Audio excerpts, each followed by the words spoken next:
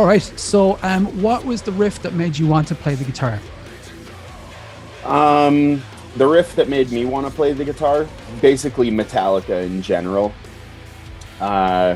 Probably specifically Seek and Destroy. I think that riff is just gnarly.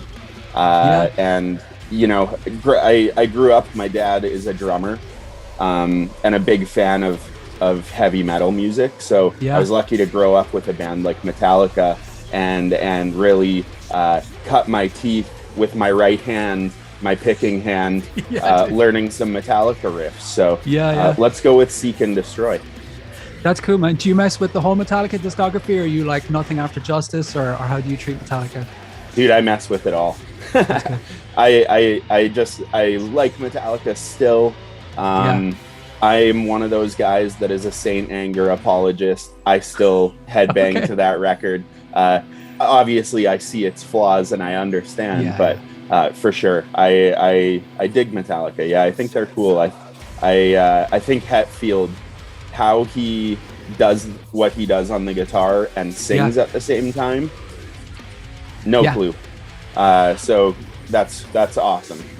I read something recently, I think it was one of the guys from Gojira said that they were on the side of the stage watching Metallica when they were touring with them, and the monitor guy gave them like a duplicate of Hetfield's like in-ear monitors so that they could hear the sound, because obviously they don't really have any stage volume.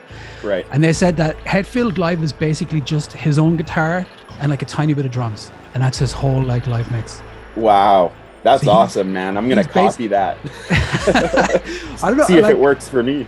Yeah. It's incredible though. Like, I mean, obviously Metallica is Hetfield, you know, but to think that he's basically out there just fucking flying blind and letting everybody else keep up with him, it's just unbelievable. Like, yeah, that blows my mind that it's just him and a little bit of drums, but whatever works for you. I mean, he must just hear himself cutting those like triplets and stuff, you know? So yeah, good for him. Maybe it helps with his vocal patterns and stuff. But that's a good point. Now I'm going to steal that to see if the magic rubs off a little bit. Yeah, dude. So what was the first riff that you learned on the guitar? Was it Seek and Destroy, or was it something a little more easy? Seek and Destroy. And quite a few songs on the Kill 'Em All record, actually. I think, but Seek and Destroy, again, it has that just unique intro, and you know, something that's not necessarily what you would hear all the time back then. So Seek and Destroy, plus it's an amazing song to warm up with when you're like on stage sound checking. The second you hit those riffs, everyone is like, oh yeah, you know, like we know this song, we like this song. But yeah, Kill 'Em All in general, I think was big for me. Even just picking out different riffs through the record, like, you know, certain riffs on Hit the Lights, what have you. I would like to pick out, I'm specifically like a really big fan of Hetfield's picking hand. I just think he's so on point with it, and it like playing along with Metallica really helped my right hand. So right on. So what was, obviously a lot of those Metallica riffs they're not easy for a beginner, but do you remember what was the first riff, or even like the first solo that you had to like really sit down and put a ton of time into, and took you like a while to really nail down when you were learning the guitar? I think when I really started to just branch out and play along with some of the stuff I was listening to at the time, I remember playing along to some Slipknot stuff, specifically on Iowa, and having no idea how Jim Root and Mick make the sounds they're making. You know, this was my introduction to pedal work and just different production magic, I guess. But I remember playing along to Slipknot, and just it was very challenging at the time, you know, as a 13 or 14-year-old kid trying to figure out what the hell's going on with those riffs. I think they play in like drop B most of the time, drop A. So, you know, tuning my little crappy guitar down to drop B and trying to play along with these riffs was an eye-opener for me. It actually taught me a lot about gear and like what I needed to successfully play metal guitar. So, but yeah, Slipknot, that they play some wild shit, and just the pedal work they do is really inspiring. Definitely, it's seeped over into Trench a little bit for sure. That's cool. That was something I was going to ask you. What riff do you think learning it taught you the most, or put you on the track for how you play the guitar in Trench now? Would that be Slipknot, or do you think there are other bands that kind of, once you started playing those songs or playing riffs in those style, that really kind of brought you to where you play, what you play in Trench? I think it would be a mixture of a couple different bands. I definitely think Slipknot is one of them, because I'm in that hotspot age group where Iowa came out when I was just a young teenager. So to me, it was just like, oh my God, what's going on? And same with their self-titled debut. Like, it was just mind-blowing to me. But at the same time, I was learning Pink Floyd on the guitar and really enjoying the sonic aspect of Pink Floyd, and how spacey it is, and how you can really set the mood to a song and release emotion by writing these maybe softer, more melodic, more dark riffs. So yeah, I think the product of my playing now is probably a nice, healthy combination of like Slipknot and Pink Floyd and everything in between. That's cool, man. Is there a specific Pink Floyd record that you gravitate towards? Yeah, for sure. Animals. That's my favorite Pink Floyd record of all time, by a mile. Yeah. And same with the other guitar player in Trench, Bryce.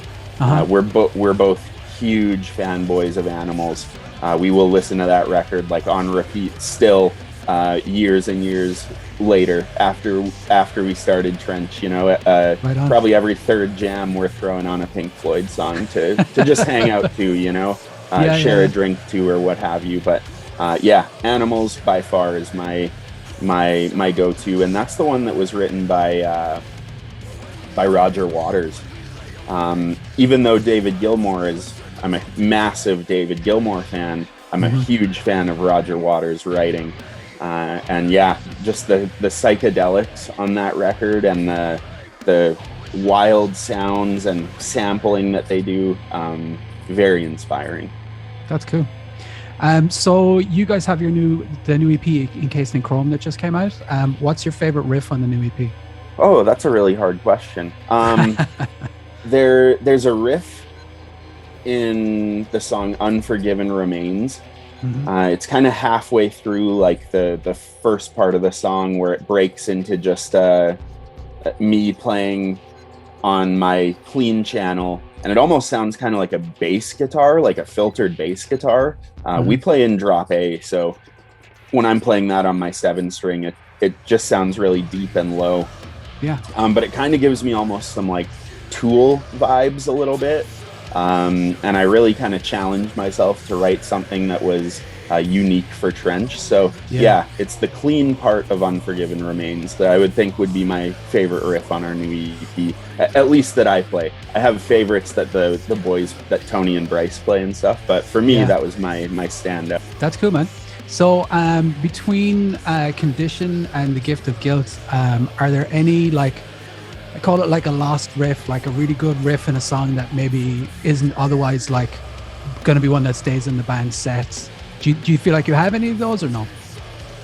So basically a riff that is on a record that might not be in our live set? Is that what you're saying? Yeah, basically, like, I'm trying to think of a good example. Like, I'm a huge Metallica fan as well, and there's definitely like some Metallica songs where like the main riff is great, but like the song as a whole isn't good enough to be one that they kept playing. So I would consider that like a lost Metallica riff, because it's not one that, I've seen Metallica a bunch of times, but I've never seen them play like a lot of the stuff off Justice or like any of that kind of stuff. Sure. I think that actually off The Gift of Guilt, there is some really hitter riffs in there. I think there's some beast riffs in there, but as we've progressed as a band, I think we may have like outdone ourselves on a couple of those. So those are some that I still listen to and I love, but I'm more excited with our new direction and how we've progressed since then.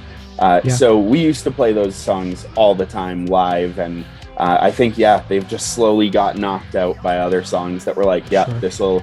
this will be a little bit better live. It's maybe we enjoy playing it more. Maybe it's you know, sonically has some crazy samples or interludes that we can really lean on live. So yeah, I would say the Gift of Guilt EP, probably a little bit overlooked, but yeah, there's some killer riffs on there. But yeah, we've kind of replaced them at this point for our live set. So is there any like specific song that you can name off of that EP that the last song, Burn Through, that was my favorite Trench song for years and years. You know, I really thought we would never not play that song live, and lo and behold, now it is not in our live set. So it just goes to show, you know, as you keep writing and as you keep you know, exploring different songwriting techniques and stuff, you can outdo yourself. So yeah, we've since just kind of replaced it with some stuff off Encased in Chrome and our last record, Blossom. So that's cool. So what's the last riff of someone else's that you sat down and learned? The last riff of someone else's, probably Van Halen, Running with the Devil. Oh yeah? So our bass player Tony and his twin brother Tommy, who's our drummer, they can pretty much just play anything you tell them to. They're wildly gifted. You know, they play with their ear, so they figure out the root chord and then they just can play basically the whole song. So needless to say, in between, you know, sets and stuff at band practice, we're covering every song we can just for fun, right? But I think the last one we did at last jam, we just quickly threw together a little Running with the Devil cover. Super fun. Obviously Van Halen, like, let's go, amazing band. So yeah, for sure. I didn't learn any of the solos or anything, literally just the main riff. I like doing that, man. I feel like for me personally, I feel like I stagnated with the guitar for a long time because I would pick up the guitar and I would just like noodle, and I got stuck in that like noodling without a metronome thing for like, I'm 40 and like, Jesus, I should be a much better fucking guitarist than I am now. So one of the things I've been doing lately is I can't remember the name of it. There's like a YouTube channel where the guy puts up like every day or every second day, he puts up just these random like how to play like Pink Floyd and Def Leppard and like Metallica and like all these different things, and I try to sit down and like just learn the riffs just to kind of have that practice of learning new things. And like, even if it's something I'm never gonna like, I wouldn't say I'm a huge Van Halen fan, but like there's a couple of Van Halen songs I can play, you know what I mean? Totally. Just to kind of keep my hand in it. Yeah. They not every Van Halen song is a hitter, but they have those specific ones that it's like, yeah, I should learn this riff on the guitar just so I know it, you know, keep it in the bank. Yeah, for sure, man. So what is the riff you wish you wrote? Wow, that's a great question too. Like, there's pretty much a million riffs that I wish I wrote. You know what? I'm gonna go, this is kind of a left field answer here, but I'm gonna go with a riff off the new Limp Bizkit record. It's the first song on the new Limp Bizkit record. I think it's called Out of Style. Okay. And Wes Borland, I've always been inspired by Wes Borland. He's an amazing guitar player. Love Limp Bizkit or hate him, he's good at what he does. Not scared to experiment. And on this new riff, he's hitting, I think, a whammy pedal or something crazy. He's doing something wild that intrigues me. And it's like one of the more heavy riffs I've heard in the last couple years. I would have loved to have write that riff for Trench. So yeah, I'm gonna go with that. Right on. He's cool, man. I remember when the first Limp Bizkit album came out, I was super into that because I was into like Korn and like all those like really early new metal bands. And then when I kind of fell off with Limp Bizkit when like they had all those big singles and stuff. But Wes Borland was always cool as fuck. Yeah. You know what I mean? Like he was always doing like, even in their big singles, like that Nookie song's got that weird like 4-string guitar like shit going on. And he used to paint himself as like a burnt match, and like that dude's cool as fuck, man. Man. Yeah, he's so cool.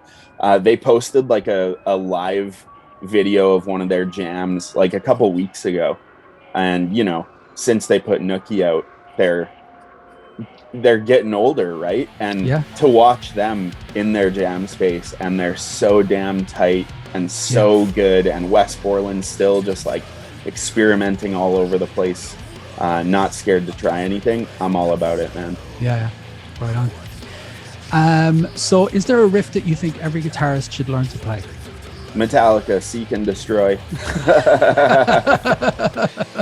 Honestly, pick any, if you're into heavy guitar, pick any Metallica riff, especially from, you know, the first 3 or 4 albums. I really think that'll challenge you as a guitar player. It works both hands. It's great for exercises. You can, if you really are ambitious, learn the solos, you know, learn Kirk's solos. The guy is wild. They're so dynamic. They play clean, they play heavy. They're using wah pedals, what have you. They're killing it. So I would say, yeah, let's go with the Metallica song.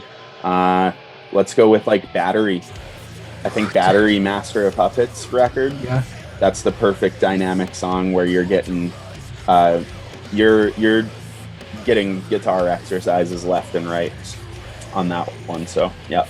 Right on. What do you think is the most enjoyable trench riff to play for you personally? I think the most enjoyable trench riff for me to play is Be All End All off our new EP. It's short and sweet, but we're doing tons of pedal work in there. We're doing some interesting technique that we haven't necessarily used before on our previous records, like some harmonic scrapes and just stuff like that, you know. Really trying to get dynamic on that song. Works out the triplets on the right hand, which I really like. Big fan of triplets and like that thrash kind of vibe. Even though that song is not thrashy, I would consider the guitar to be, you know, in that realm.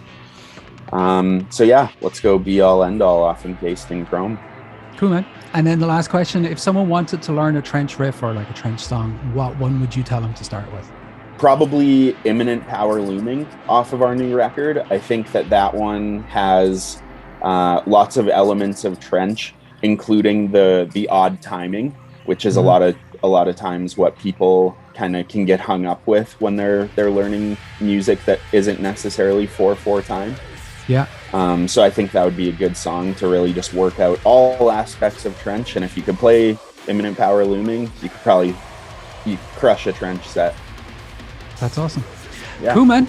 Well, that's everything I have. Thanks very much for taking the time to talk to me. It was fun. Dude, thank you so much for having me. I really appreciate the time.